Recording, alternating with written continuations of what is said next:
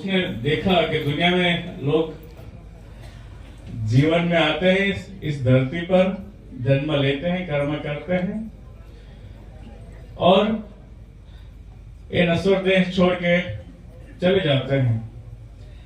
लेकिन मैं सिर्फ नश्वर देह नहीं छोड़ूंगा, मैं जितना धन कमाया वो सब लेके भगवान के पास जाऊंगा।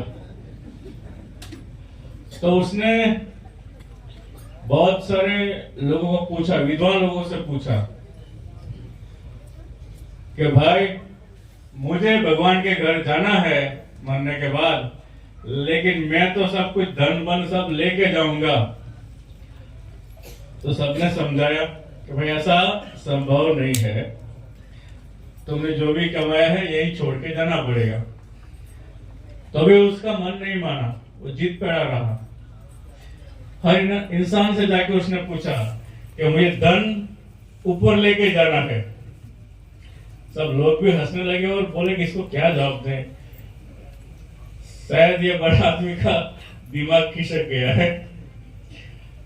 फिर वो एक संत के पास जाता है। संत ने सोचा चलो अच्छी बात है। संत ने बोला कि तुम अमेरिका जाओगे तो तुम्हारा यहां से जो तुम पैसे कमाए हो रुपये, वहां रुपया चलेगा क्या? तो इंसान बोला, पढ़ा लिखा था, धनवान था, बोला वहां अपना रुपया थोड़ा चलेगा, अमेरिका में तो डॉलर चलेगा। फिर बोला कि तुम इंग्लैंड जाओगे तो तुम्हारे पैसा चलेगा। तो इंसान फिर से बोला, धनानंद भी, अरे भैया वहां तो पाउंड चलता है, अपना रुपया थोड़ा चलेगा। फिर से बोला, तो वो फिर से संत वो बोले, अच्छा तुम्हें रशिया जाना है तो तुम्हारे पैसा चलेगा? तो कि नहीं भाई, वहां तो रूबल का चलन है, रुपए का चलन नहीं है।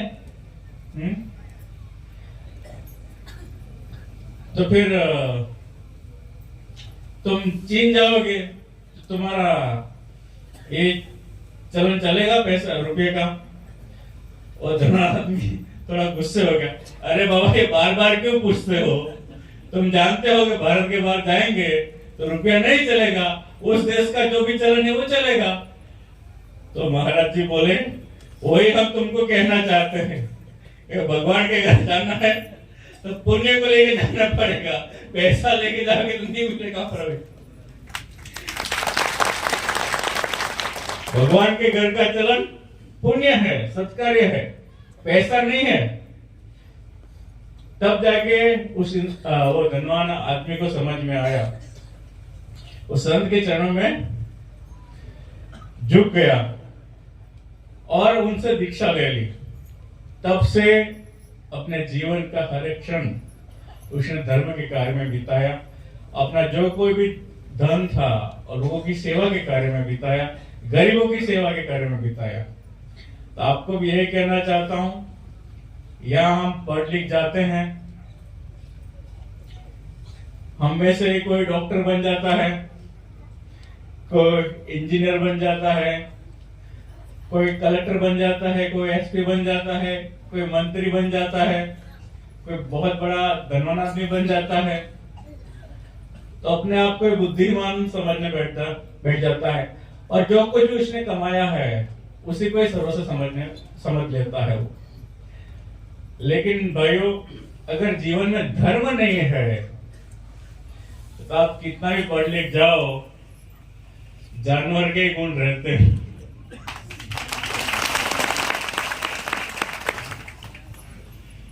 और भगवान का जो दरबार है उसका रास्ता कौन दिखाता है?